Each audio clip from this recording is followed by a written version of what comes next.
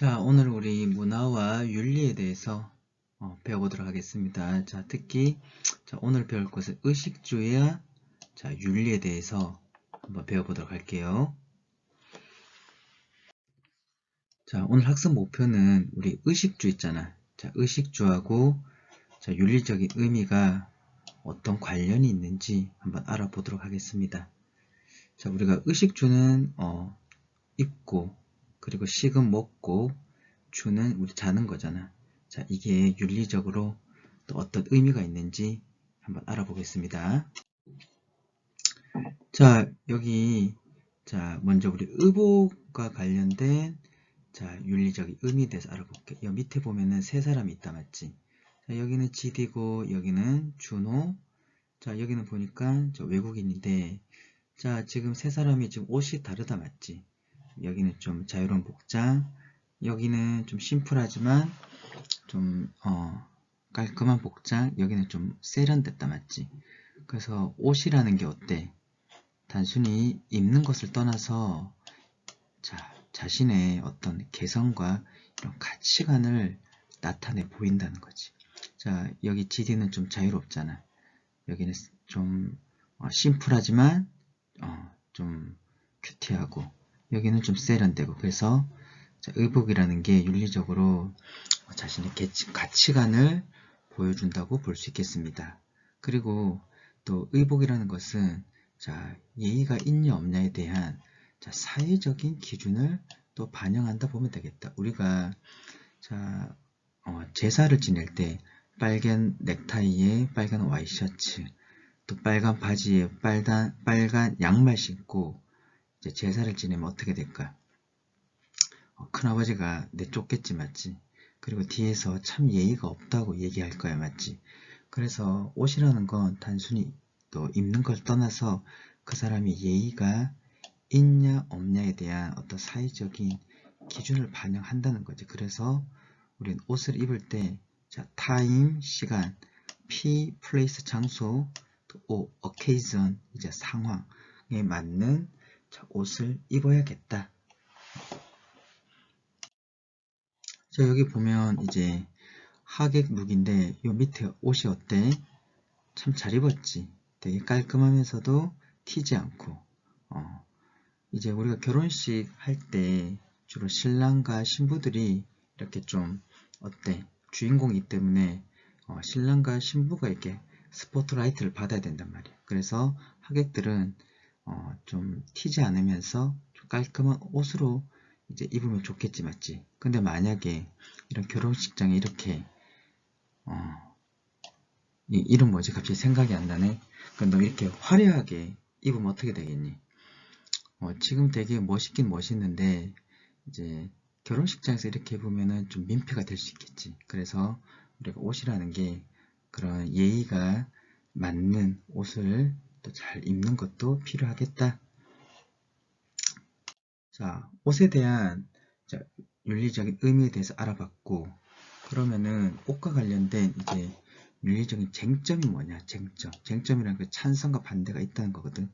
첫 번째로는 이제 유행에 관련된 이제 찬성과 반대가 있는 거야. 그래서 옷을 유행을 따를 거냐 아니면 따르지 않을 거냐. 따르는 사람은 왜 따르자고 하는 거야? 이건 내 선택이고 나의 이것도 나의 유행을 따르는 것도 나의 개성이고, 그리고 내가 유행을 따를 때 좀 더 앞서간다, 좀 최신이다, 이런 가치관이 있는 거지. 근데 반대로 유행을 따르지 않는 사람들은 왜 따르지 않아? 오히려 유행을 따르는 것이 개성이 없다 생각하는 거야. 나에게 맞는 그런 옷을 잘 갖춰 입는 게 오히려 개성이다, 이렇게 바라보는 거지. 그리고 유행을 추구할 때 이제 문제가 되는 게 이 패스트 패션, 이게 좀 문제가 되지. 자, 패스트 패션이 뭐다? 자, 여기 밑에 나와 있다 맞지? 패스트 패션, 최신 유행을 반영해서 이제 짧은 주기로 대량 생산하는 의류로 주로 가격이 좀 어떻게 된다? 좀 저렴해. 근데 유행이라는 게 어때? 또 이렇게 바뀌잖아 맞지? 그러면 그 전에 이제 유행했던 옷들이 주로 어떻게 되지? 좀 가격이 저렴하기 때문에 쉽게 버려질 수 있단 말이지. 그러면 어떻게 된다? 환경오염 문제가 발생한다.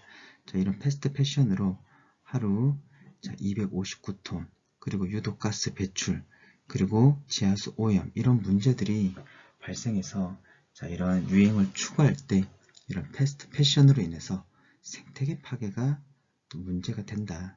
자, 이런 자, 옷과 관련된 윤리적인 쟁점이 있고, 그래서 지멜이라는 사람은 이런 유행의 본질에 대해서는 인정은 하면서도 이제 유행을 따르는 이유가 뭐 때문에 따른다? 차별화 욕구도 충족시켜준다. 자, 이렇게 본 거야. 그래서 유행의 본질. 그래서 우리가 유행을 따라가는 이유가 결국에는 좀 안도감이 있잖아, 맞지? 내가 뒤처지지 않는다는 안도감. 그래서 지멜이라는 사람은 그런 안도감도 유행을 따라가면 준다고 했고, 그리고 유행을 따르면 그렇게 따르지 않는 사람에 비해서 내가 차별화된다. 자, 이런 두 가지를 충족시켜 주기 때문에 유행을 따른다고 자, 지멜이라는 사람은 얘기했네. 자, 이거는 크게 중요하지 않으니까 넘어갈게. 자, 두 번째 문제는 명품이야, 명품. 자, 명품이 잘못된 게 아니라, 자, 쟁점이 되는 거는 명품을 이제 선호. 이게 좀 문제가 좀 있는, 찬성과 반대가 있는 거지. 그래서 명품을 선호하는 사람들은 뭐 때문에 선호해? 이건 내가 명품을 선호하는 거, 이건 내 자유고, 내가 명품을 선호할 때 내가 기쁘단 말이야. 근데 반대하는 사람은, 자, 이제 반대하는 사람들은 주로 이제 그런 명품을 입을 수 있는 사람들일까, 없는 사람들일까? 좀 입기 힘든 사람들이겠지. 그래서 그로 인한 박탈감이 든다 이거지, 박탈감. 그리고 이제 그릇된 소비 풍조, 이것도 좀 문제가 있지.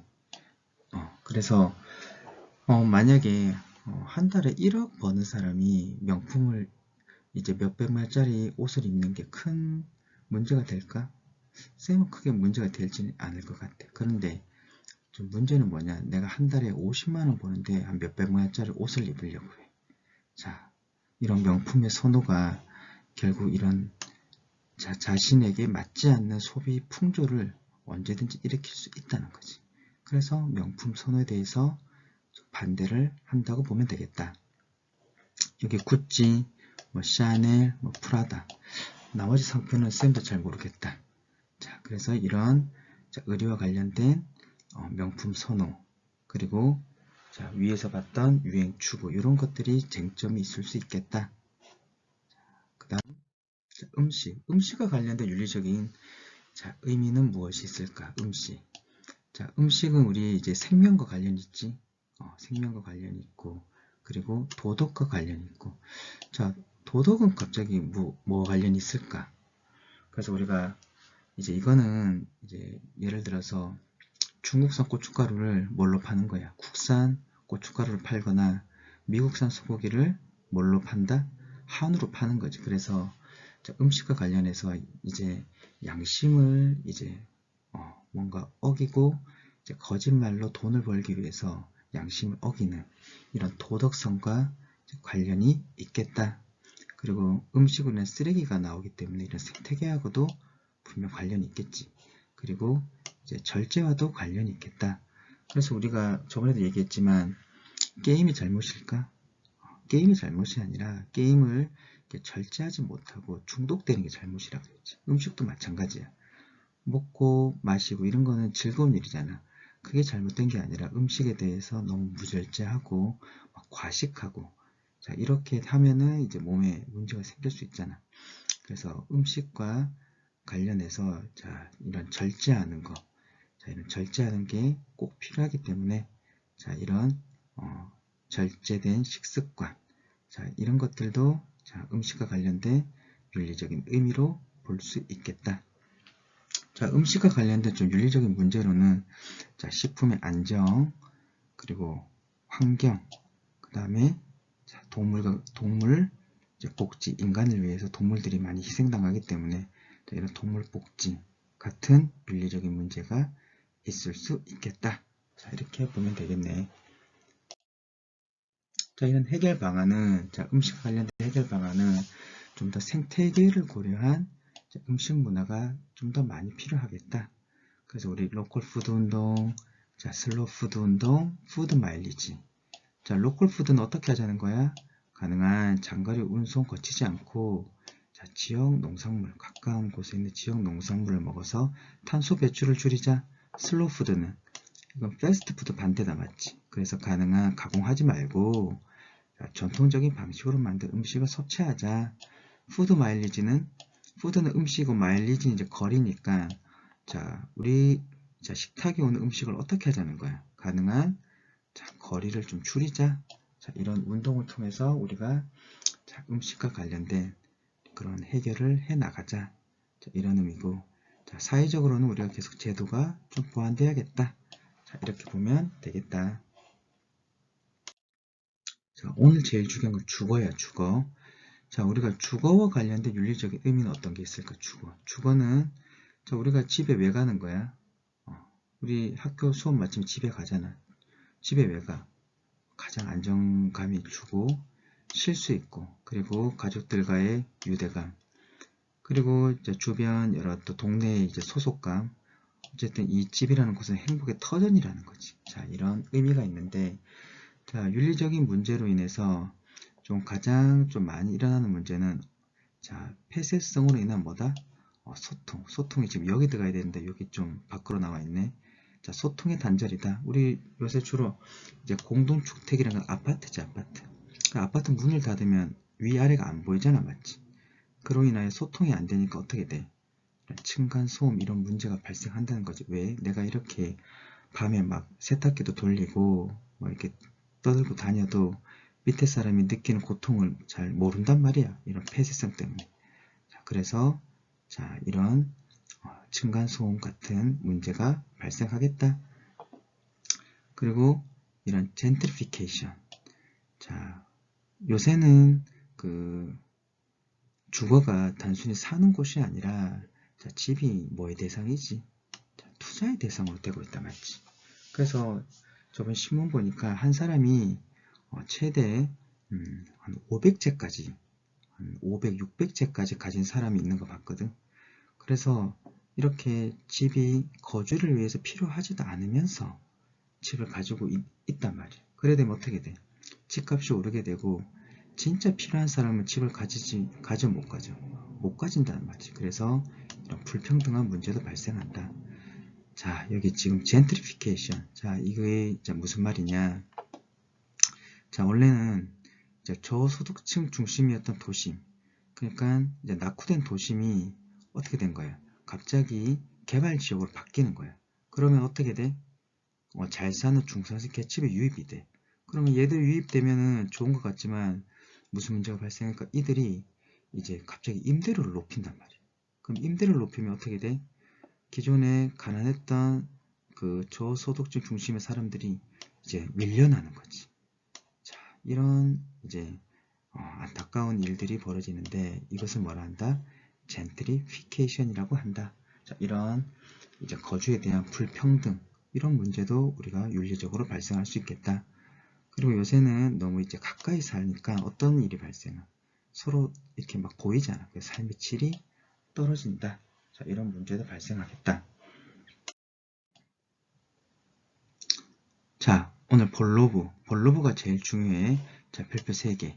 자, 별표 3개 무슨 말인지 잘 알지, 맞지? 아주 중요하다는 거지. 자, 본로브. 자, 첫 번째, 집은 어떤 공간이다? 자, 열림과 닫힘의 공간이다. 그래서 우리가 문을 열면 열리고 또 이렇게 닫으면 안 보이잖아, 맞지? 그래서 열림과 닫힘의 공간이고 인간은 거주를 통해서 자신의 진정한 본질이 실현되고 정말 온전한 의미의 인간이 된다. 그럼 거주를 못하면 어떻게 돼? 세 번째 바로 가볼게. 영원한 망명자가 된다. 망명자가 뭐지? 떠돌이. 그러니까 집에 거주할 때 정말 본질을 실현하고 진짜 온전한 의미의 인간이 된다는 거지.